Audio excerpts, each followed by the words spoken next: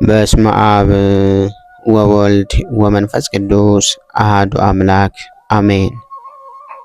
እንኳን በሐምሌ 4 ቀን ታስበውና ተከብረው ለሚውሉ ለቅዱሳን በዓላት በዚች ቀን የቅዱሳን አቡቂርና ዮሐንስ የሥጋቸው ፍልሰት የሆነበት የነቢዩ ሶፎንያስ የዕረፍቱ መታሰቢያ በዓል የ12ቱ ደቂቀ ነቢያት መታሰቢያቸው በሰላም አደረሳቸው አደረሰን። ቅዱስ አቡቂርና ዮሐንስ።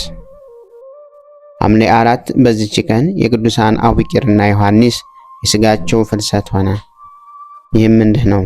እሊህ ቅዱሳን የካቲት 6 ቀን ሰማዕታት ሆነው በሞቱ ጊዜ ምዕመናን ሥጋቸውን ተሸክመው ወስደው በእስክንድርያ ከተማ በስተሰሜን ባለች በቅዱስ ወንጌላዊ ማርቆስ ቤተክርስቲያን ውስጥ በስውር አኖሯቸው።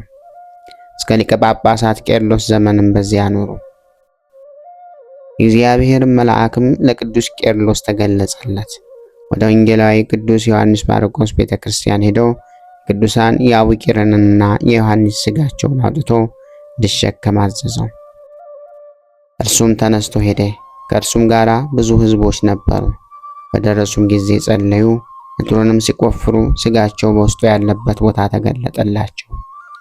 በባህር ዳርቻ ወዳለች ወደ ሌላይቱም የቅዱስ ማርቆስ ቤተክርስቲያን በታላቅ ክብር የቅዱሳኑን ሥጋቸውን ተሸክመው አድርሰው በዚያ አኖሩ። በዚያ ቤተክርስቲያን ሰሩላቸው። በዚችም ቀን ታላቅ በዓል አደረጉ። ከሥጋቸውም ድንቆች ተአምራቶች ተገለጡ። አረማውያንም ተሰበሰቡ። ይህንንም ድንቅ ተአምር ባዩ ጊዜ ጣዖቶቻቸውን ትተው ክርስቲያኖች ሆኑ። በዚያችም የጣዖቶች ቤት አሸዋ በላይዋ ተከመረባት፣ ታላቅ ኮረብታም ሆነ። የቅዱሳንም ሥጋቸው ተአምራትንና ለበሽተኞች ታላቅ ፈውስን ያደርጋል። በዚህ ዕለት ታስቦና ተከብሮ የሚውለው ሌላው ቅዱስ አባታችን ነቢዩ ሶፎንያስ ነው። በዚች ቀን ደግሞ የአማርያ ልጅ የሴዴቅያስ ልጅ የጎዶልያ ልጅ የኩሲ ልጅ የሶፎንያስ የዕረፍቱ መታሰቢያ ነው። እርሱም በይሁዳ ንጉሥ በዮስያስ ዘመን ትንቢት ተናገረ፣ እንዲህም አለ። እግዚአብሔር ከዚህ ዓለም ፈጽመው ይጠፋሉ አለ። ከብቶችና ሰዎች ያልቃሉ፣ የባህር ዓሣዎችና በሰማይ የሚበረው አዕዋፍም ያልቃሉ አለ። ዳግመኛም ስለ ሞዓብ እንዲህ አለ። ስለዚህ ሞዓብ እንደ ሰዶም ትሆናለች፣ የአሞንም ልጆች እንደ ገሞራ ልጆች ይሆናሉ፣ ደማስቆም እንደ እህል ታልቃለች አለ። እርሱ እንደተነበየው እነዚህ አገሮች በናቡከደነፆር ምርኮ ይጠፋሉና። ዳግመኛም ስለ ፋርስና ስለ ነነዌ ትንቢት ተናገረ፣ እንዲህም አለ። የፋርስን ሰዎች አጠፋቸዋለሁ፣ ነነዌንም ፍርስራሽና ውሃ እንደሌለባት ምድረ በዳ አደርጋታለሁ፣ መንጋዎቿም በመካከሏ ይሰማሩባታል። ይህችም ከተማ በመቄዶንያዊ እስክንድር እጅ ጠፍታለች አለ።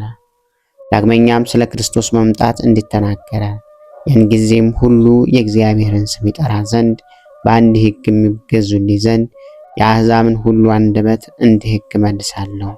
ደግሞም እንዲህ አለ፣ ከኢትዮጵያ ወንዞች ማዶ መሥዋዕትን ያመጡልኛል አለ።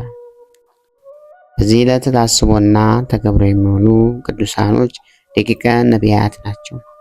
ዳግመኛም በዚች ቀን ስለ ክርስቶስ ትንቢታቸውን እንደ ፈሳሽ ውሃ ያጎረፉ የ12ቱ ደቂቀ ነቢያት መታሰቢያ በዓላቸው ነው።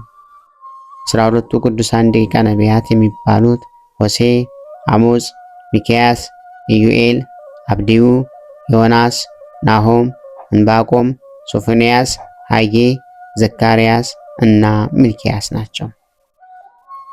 ሌሎቹ ዋና ወይም አበይት ነቢያት የሚባሉት 4 ሲሆኑ እነርሱም ኢሳይያስ፣ ኤርምያስ፣ ሕዝቅኤል እና ዳንኤል ናቸው።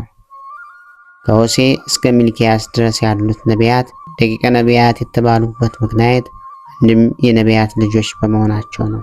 ሌላው ደግሞ የጻፏቸው ትንቢቶቻቸው አይነት ነቢያቱ ከጻፏቸው ጋር በንጽጽር ሲታይ አነስተኛ ስለሆነ ነው። ነቢይ ማለት እግዚአብሔር የመረጠውና እግዚአብሔርን መልእክት ለሕዝቡ የሚያስተላልፍ ብሎም የተሰወረውንና የሚመጣውን ሁሉ በግልጽ የሚመለከት ማለት ነው። ነቢያት ሲባል በአጠቃላይ ምግባር ሃይማኖታቸው ያማረ፣ ትሩፋት ተጋድሏቸው የሰመረ ነውና አካሄዳቸው ሁሉ ከእግዚአብሔር ጋር ነው።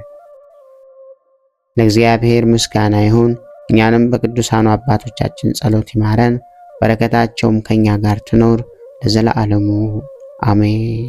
ጌታ ሆይ ከብልጽግናቸው ብዛት የተነሳ ብዙ መባን ካገቡት ይልቅ የድሃይቱን አነስተኛ መባ እንደተቀበልክ ለሁል ጊዜ የሚያገለግልህን አላፍ መላእክት እያሳሰብኩ በችግሬ ጊዜ የማቀርብልህን ምስጋና ተቀበል። እናንተም ቅዱሳን ነቢያት፣ የወንጌል ሰባኪያን ሐዋርያት፣ ሰማዕታትና ጻድቃን፣ ትጉሃን መላእክት፣ ፍጹማን ደናግል እንዲሁም ደጋጎች መነኩሳት ወይ ልጅ አዋቂ ሳይለይ የምንሰበሰብበትን የጉባኤ ቦታ ባርኮ ይህንን መጽሐፍት አዘጋጅቶ ብራና ዳምጦ የጻፈውና ያጻፈውን ከግዕዝ ወደ አማርኛ የተረጎመውን ቃለ ንባቡን በእርጋታ መንፈስና በተመስጦ ሕሊና ያዳመጠ በደለኛን ሁሉ የምታስምር የጌታ እናቱ በማርያም ጸሎት ኢየሱስ ክርስቶስ ሆይ በአንድነት ይማረን። ኢየሱስ ክርስቶስ ሆይ በአንድነት ይማረን። ኢየሱስ ክርስቶስ ሆይ በአንድነት ይማረን። ክብር ምስጋና ይሁን አንድ አምላክ ለሚሆን ለአብ ለወልድ ለመንፈስ ቅዱስ ስም እስከ ዘላለሙ አሜን። ወስብሐት ለእግዚአብሔር ወለወላዲቱ ድንግል ወለመስቀሉ ክቡር። ይቆየን።